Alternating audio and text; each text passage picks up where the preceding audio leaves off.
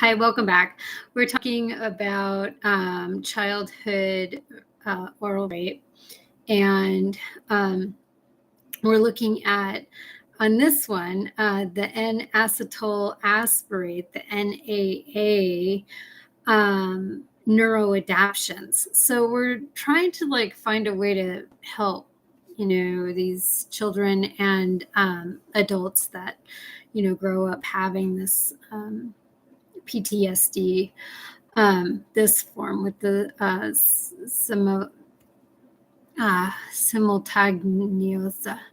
So we're introducing a behavior modification. It's a self-regulation in neurotransmission after clinical treatments.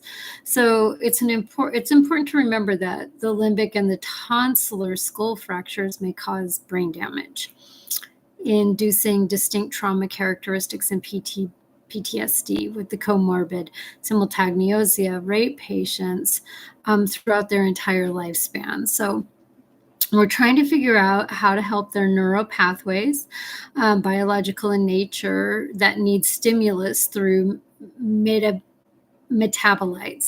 and biosynthesis. They need dopamine activation and cohesive G proteins, because then there's this great connection, and in that connection is their happiness, and it also helps them remember new good things and positive outcomes and things that they need to know. So it's a proper neurotransmission firing, and it is easier for a patient to self-regulate when we introduce like a pleasurable stimulus. Happiness forms in the memory response, rather opening, neural pathways for the dopamine. And the metabolites crush a chemical toxicity buildup, which can happen when there's a lot of stress and not enough activity. That at that point, there's we're trying to find a way to get rid of things that stop the dopamine that makes them happy, and also to figure out a way to get them to digestion, in case there was some sort of tonsillar flare, or they broke their neck, or they, their skull or their jaw.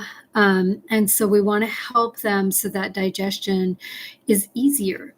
And in doing that, we basically, it's so simple, is help them to get water in their system.